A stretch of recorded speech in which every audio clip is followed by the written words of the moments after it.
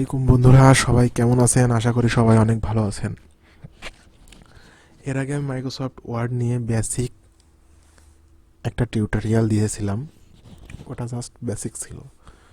আজকের ভিডিওতে মাইক্রোসফট ওয়ার্ডের এ টু জেড প্রথম থেকে সব কিছু আপনাদের শেখাবো। তাহলে চলুন কথা না বাড়িয়ে শুরু করা যাক।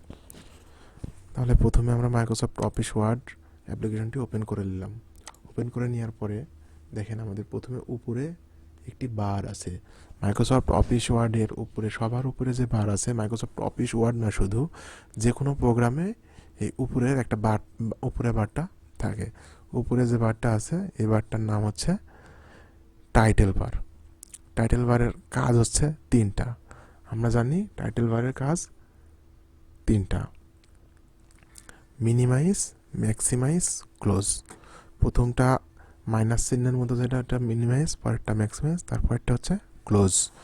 মিনিমাইজের কাজ কি? মিনিমাইজের কাজ হচ্ছে ডকুমেন্ট মিনিমাইজ করা। মিনিমাইজে যখন আমরা ক্লিক করব, ডকুমেন্টটা হাইড হয়ে আমাদের টাস্ক বারে প্রদর্শিত হয়। ডেস্কটপের সবার নিচের যে বারটা থাকে সেটাকে বলা হয় টাস্ক বার।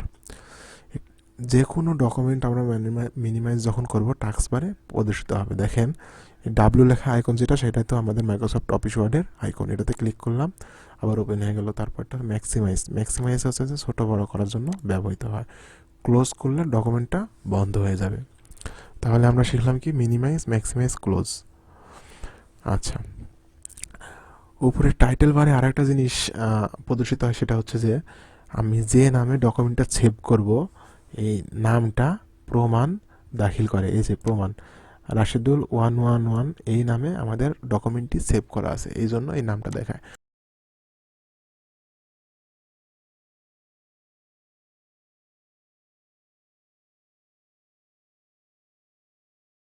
দ্বিতীয় যে মেনু বারটা আছে সে বারের নাম হচ্ছে মেনু বার।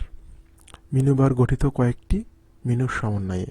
এই যে home, insert, page layout, reference, margin, review, view ইত্যাদি মেনু নিয়ে হচ্ছে মেনু বার গঠিত হয়। তাহলে প্রথম মেনুর নাম হচ্ছে যে হোম, এরপরের মেনু ইনসার্ট। তো আমি প্রথমে হোম থেকে শুরু করি। হোমের প্রথমে আমাদের যে কাজটা দেখতেছি এখানে পেস্ট, কাট, কপি, ফরম্যাট পয়েন্টার, এটা হচ্ছে ক্লিপবোর্ডের অপশন। এটা ক্লিপবোর্ড একটা সাব মেনু। এই মেনুর আন্ডারে সাব মেনু আছে কয়েকটা। হোমের আন্ডারে কয়েকটি সাব মেনু আছে। একটা হচ্ছে ক্লিপবোর্ড, একটা ফ্রন্ট, প্যারাগ্রাফ, স্টাইলিস্ট, এডিটিং। এই 1, 2, 3, 4, 5টা সাব মেনু আছে। তো প্রথমে ক্লিপবোর্ড যেহেতু আছে, আমরা প্রথমে ক্লিপবোর্ডের কাজ শিখবো। তাহলে ক্লিপবোর্ডটা ওপেন করে নিই। ক্লিক করতে ক্লিপবোর্ড ওপেন হলো। তো ক্লিপবোর্ডের কাজ কি? ক্লিপবোর্ডের কাজ হচ্ছে আমরা যদি একাধিক কোনো কিছু কাট কপি করি, তাহলে এই ক্লিপবোর্ডে জমা থাকে, পরবর্তীতে ব্যবহারের সময় কাজে লাগে। মনে করেন যে আমি এই ফর লার্নিং অ্যান্ড ওয়িং এটা কপি করলাম। আমার প্রয়োজন মনে এক জায়গাতে, মনে করেন পেস্টও করে ফেলেছি, থাকলো এই জায়গাতে জমা থাকলো। এবার মুরাদপুর পাঁচুরি আদর্শ উচ্চ বিদ্যালয়, এটা প্রয়োজনের খাতিরে আমি আবারও কপি করেছি। আবার নিচে কিংবা অন্য জায়গাতে প্রয়োজন ছিল, এটা কপি করে নিয়ে পেস্ট করেছি। দেখেন এই জায়গাতে জমা হয়ে থাকলো। এখন আমাদের বিজনেস ম্যানেজমেন্ট এই লেখাটাও আমি কপি করলাম। কপি এই জায়গা থেকেও করা যায়, কপি, কাট, পেস্ট এখান থেকেও করা যায়। তো আমি কপি করলাম, দেখেন এটাও এখানে জমা হয়েছে। এখন বিষয় হচ্ছে এটার কাজটা কি। এখন আমার এই জায়গাতে এসে ডকুমেন্টের নিচে হোক, যে কোনো জায়গায় যে জায়গাতে আমার প্রয়োজন হবে ওই লেখাটা লেখার, সেই জায়গাতে কার্সর রেখে একটা ক্লিক করলে, ক্লিক করার পরে কোন লেখাটা লিখবো, মুরাদপুর পাঁচুরি আদর্শ উচ্চ বিদ্যালয় এটা লেখার প্রয়োজন এই জায়গাতে, এটার উপর ক্লিক করবো, লেখা হয়ে গেল। ঠিক আছে, খুব সুন্দর বিষয়টা। আবার মনে করেন ফর লার্নিং অ্যান্ড গোয়িং এটা লিখবো এই জায়গাতে, এটার উপরে একটা ক্লিক দেবো জাস্ট। ঠিক আছে, তাহলে ক্লিপবোর্ডের কাজ আমরা বুঝলাম। এবার কি আছে দ্বিতীয় সাব মেনুতে? ফ্রন্টের কাজ কি? ফ্রন্টের প্রথমে আছে এটা front name, time new Robben, এটা একটা ফ্রন্টের নাম। আমরা ইচ্ছা মতো ফ্রন্টের নাম চেঞ্জ করতে পারি। এখানে ক্লিক করলে দেখেন অনেকগুলো ফন্ট আছে। এটা কেমনে দেখাবো? অনেকগুলো ফন্ট, বাংলা, ইংলিশ। ঠিক আছে, বাংলা ইংলিশ ফন্টের অভাব না, বিভিন্ন স্টাইলের ফন্ট। এখান থেকে ফন্ট স্টাইল চেঞ্জ করতে পারেন, আপনি ইচ্ছা মতো ফন্ট নিয়ে লিখতে পারেন। এরপরে যে অপশনটি আছে সেটা হচ্ছে ফন্ট সাইজ। লেখা বড় ছোট করার জন্য এখানে ফন্ট সাইজ ব্যবহার করতে হয়। যে লেখাটি বড় বা ছোট করতে চান লেখাটি সিলেক্ট করবেন, সিলেক্ট করে ফন্ট সাইজে ক্লিক করে ইচ্ছা মতো সাইজ বড় ছোট করতে পারবেন। এটা যত বেশি ভ্যালু দিবেন তত বড় হবে, যত কম ভ্যালু দিবেন তত ছোট হবে। আচ্ছা, এরপরে এটা হচ্ছে যে বোল্ড। যদি কোনো লেখা বোল্ড বা মোটা করতে চাই তাহলে বোল্ড করতে হয়। বি লেখা আইকনে ক্লিক করব। তার আগে আমরা যে লেখাটি বোল্ড করতে চাই সেটি সিলেক্ট করে নেব। সিলেক্ট করার পরে বি লেখা আইকনে ক্লিক করলে লেখাটি দেখেন বোল্ড হয়ে গেছে। বোঝা যায়? আচ্ছা, এটা বোল্ড করি তাহলে ভালো বোঝা যাবে। বোল্ড বোল্ড হয়েছে। এরপরে আছে ইতালিক। এটা যদি লেখাটা আমি একটা স্টাইলিশ করে বাঁকা করতে চাই তাহলে এই আই লেখা আইকনে ক্লিক করলে লেখাটি ইটালিক হবে। আচ্ছা, পরেরটা হচ্ছে আন্ডারলাইন। যদি কোনো লেখার নিচে আন্ডারলাইন দিতে চাই তাহলে কাঙ্ক্ষিত লেখাটি সিলেক্ট করে ইউ লেখা অপশনে ক্লিক করব। দেখেন লেখার নিচে আন্ডারলাইন চলে এসেছে।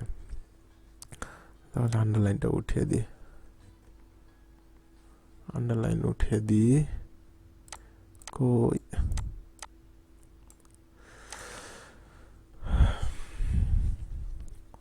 এরপরে আছে সাবস্ক্রিপ্ট।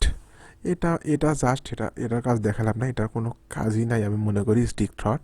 এটা যে কোনো লেখা যদি কেটে দিতে চাই তাহলে এটার উপর ক্লিক করলে কেটে যাবে। কি দরকার, আমি তো লেখা এমনিতে তো মুছে দিতেই পারি। আচ্ছা, এটার কাজ হচ্ছে যে সাবস্ক্রিপ্ট, এটা হচ্ছে সুপারস্ক্রিপ্ট। সাবস্ক্রিপ্ট হচ্ছে লেখার নিচে লেখা, সুপারস্ক্রিপ্ট হচ্ছে লেখার উপরে লেখা। যেমন আমরা ইংলিশ হচ্ছে যে বিভিন্ন রকম সূত্র আছে। মনে করেন যে এ প্লাস বি হোল স্কোয়ারের একটা সূত্র আছে। এখানে এ প্লাস বি দিয়ে ব্র্যাকেট ক্লোজ দেওয়া, এই যে উপরে যে হোল স্কোয়ার দিব এটা দেওয়ার জন্য আমাদের সুপারস্ক্রিপ্টে ক্লিক করতে হবে। ক্লিক করার পরে 2 দিতে হবে। বোঝা যায়? আমি একটু জুম করে নিই, zoom zoom zoom zoom zoom.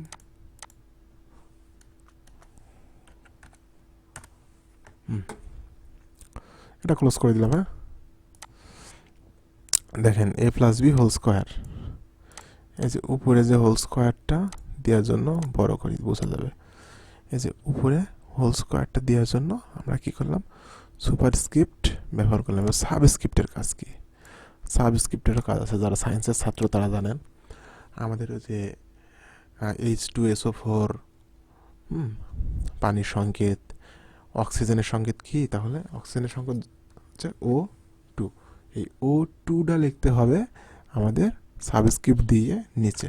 এই যে এটা হচ্ছে যে অক্সিজেনের সংকেত। এগুলো লেখার বিভিন্ন গাণিতিক সমস্যার সমাধান করার জন্য, বিভিন্ন গাণিতিক লেখার জন্য সাবস্ক্রিপ্ট সুপারস্ক্রিপ্ট ব্যবহার করা হয়। পরেরটা হচ্ছে চেঞ্জ ক্যাশ। চেঞ্জ ক্যাশের কাজ হচ্ছে যে কোনো সেন্টেন্স চাইলেই আমরা সবগুলো সিলেক্ট করে আমরা হচ্ছে ক্যাপিটাল লেটার করতে পারবো, আবার স্মল লেটারও করতে পারবো। দেখেন এই লেখাটি যদি সিলেক্ট করি, সিলেক্ট করার পরে গেলাম আমরা কোথায় যেন যাব, এই যে চেঞ্জ ক্যাশে। চেঞ্জ ক্যাশে ক্লিক করে কি সেন্টেন্স চেঞ্জ কি আছে, lower case, sentence case, lower case, upper case, ঠিক আছে, বিভিন্ন রকম আছে ভাই। হ্যাঁ, যদি আপার ক্যাশ করি সবগুলা ক্যাপিটাল লেটার হয়ে যাবে। এবার যদি লোয়ার ক্যাশ করি সবগুলা ছোট হাতের হলো।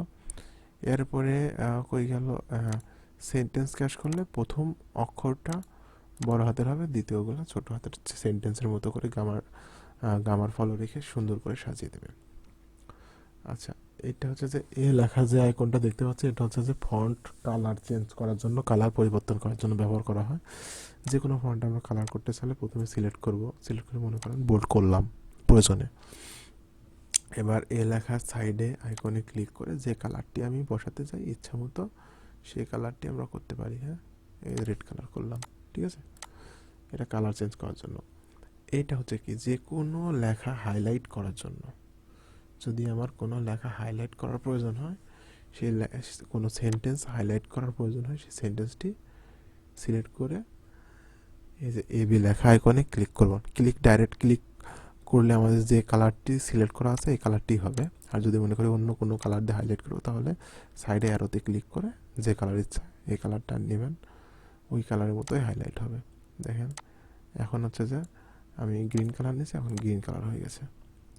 ঠিক আছে, আমি হাইলাইটটা উঠিয়ে দিচ্ছি, এখানেও কালার আগের মতো ব্ল্যাক কালারই করে দিই। এরপরে আমাদের আছে প্যারাগ্রাফস। প্যারাগ্রাফসের কাজ কি?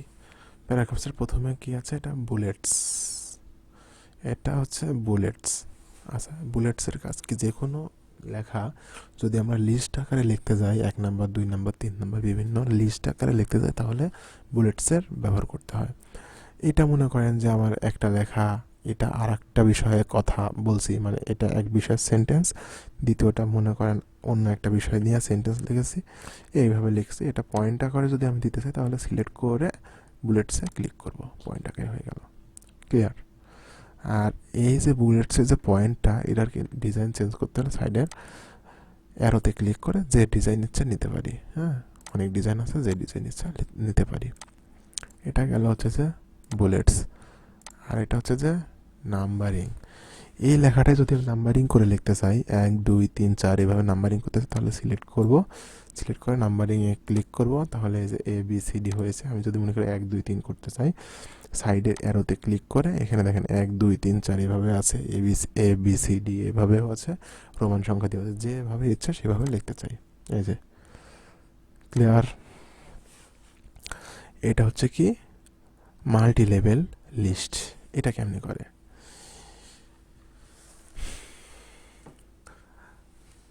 হাই স্কুলে এখন আমাদের MCQ আছে, প্রাইমারিতে নয়, হাই স্কুলে আছে, কলেজ লেভেলেও থাকে না MCQ। MCQ এর ক্ষেত্রে আমাদের কি একটা প্রশ্ন থাকে, what is your father name, মনে করেন এরকম একটা প্রশ্ন, বাংলাতে থাকে, ইংলিশে থাকে। এরপরে মনে করেন 4টা অপশন, রহিম, করিম, শফিকুল, নাসিবুল, এই 4টা অপশন দিয়ে আছে। এটা হচ্ছে আমার 1 নাম্বার কোশ্চিন, আর অপশন হচ্ছে যে 4টা, এটা হচ্ছে ABCD, 4টা অপশন।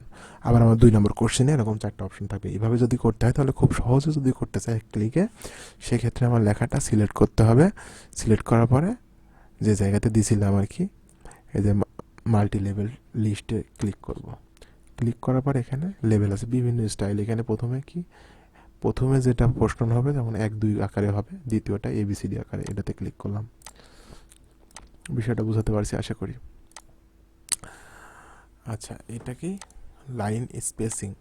লাইন স্পেসিংয়ের কাজ কি? লাইন স্পেসিংয়ের কাজ হচ্ছে একটা সেন্টেন্স থেকে আর একটা সেন্টেন্সের দূরত্ব। What is your father name, এই রহিম, করিম, শফিকুল, নাসিবুল, এগুলোর মধ্যে দূরত্ব আমি বাড়াবো। এটা বাড়াতে হলে প্রথমে লেখাটি সিলেক্ট করব, সিলেক্ট করার পরে লাইন স্পেসিংয়ে যা 1.0 1.15 1.5 যত বাড়াবো তত বেশি স্পেসিং বাড়বে। 1.5 দিলাম, দেখেন একটা লেখার থেকে আর একটা লেখার দূরত্ব বাড়ছে, এটা আমি কমাই দিলাম। এবার এটার কাজ কি? শেডিংয়ের কাজ কি?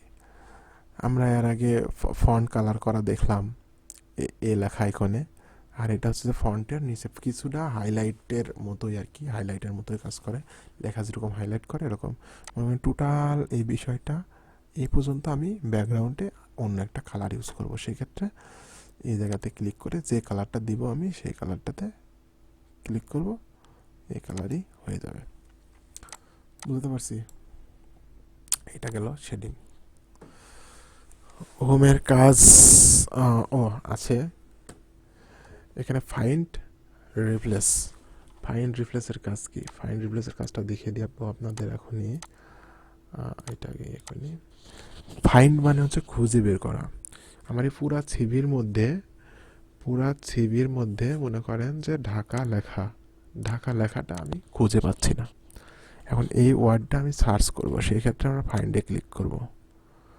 ফাইন্ডে ক্লিক করে কি লেখা সার্চ করতে চাই সেটি লিখবো, DHAK, ঢাকা লিখে ফাইন্ড নেক্সটে ক্লিক করব। দেখেন ঢাকা সিলেক্ট হয়ে গেছে।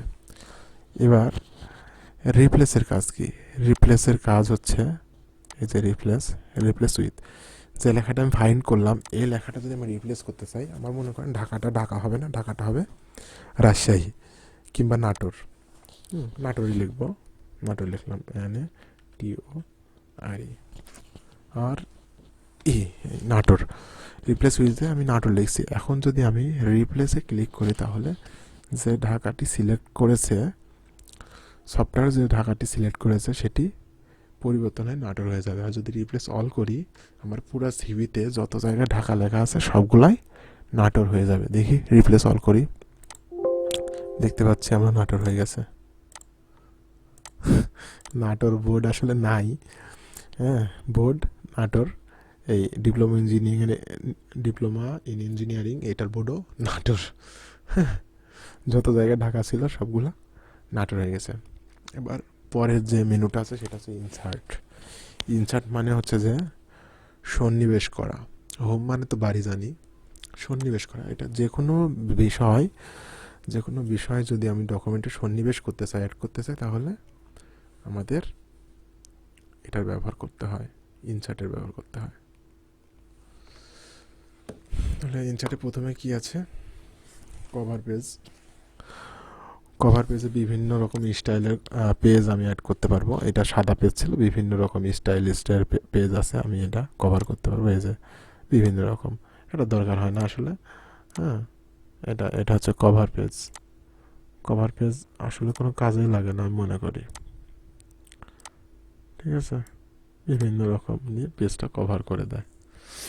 ঠিক আছে, এরপরে কি আছে, পেজ ব্রেক। পেজ ব্রেকের কাজ কি,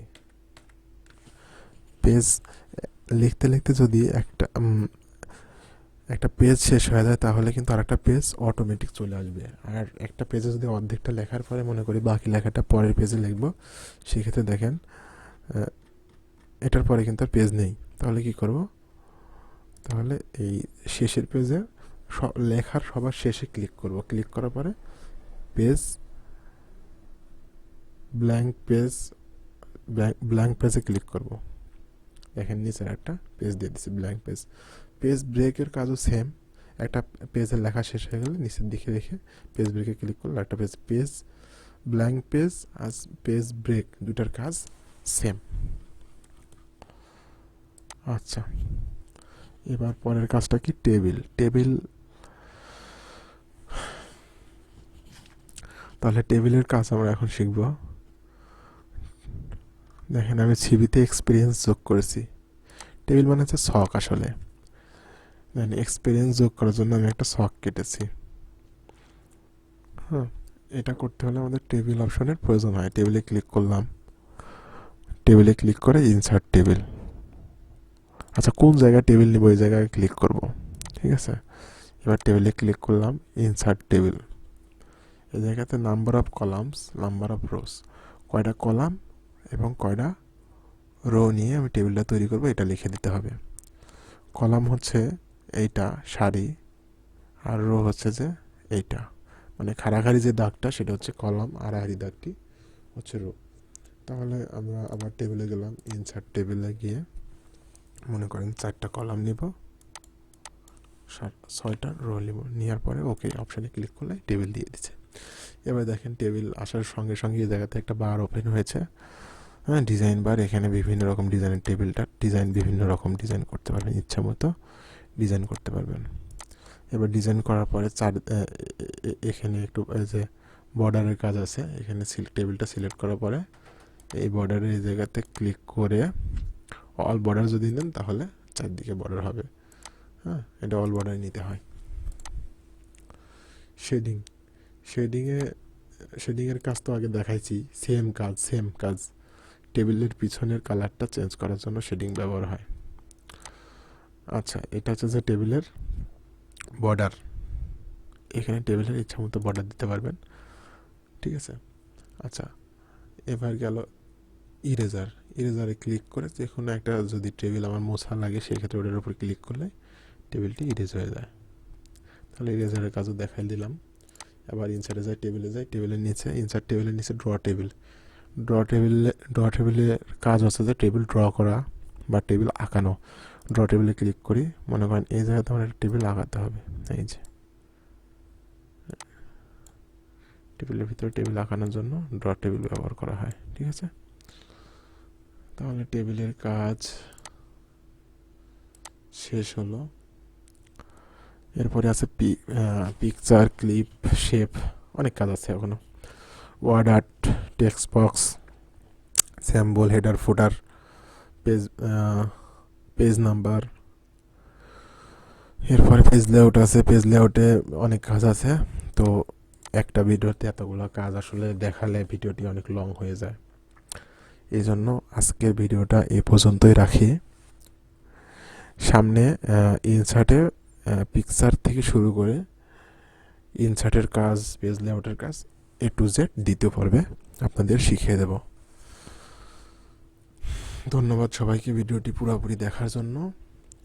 আর ভিডিওটি যদি আপনাদের কাজে লেগে থাকে অবশ্যই লাইক করবেন, কমেন্টস করবেন এবং ভিডিওটি বেশি বেশি শেয়ার করে দিবেন, যেন এই শিক্ষাটা অন্য কারো কাজে লাগতে পারে। সবাইকে ধন্যবাদ, ভালো থাকবেন, আল্লাহ হাফেজ।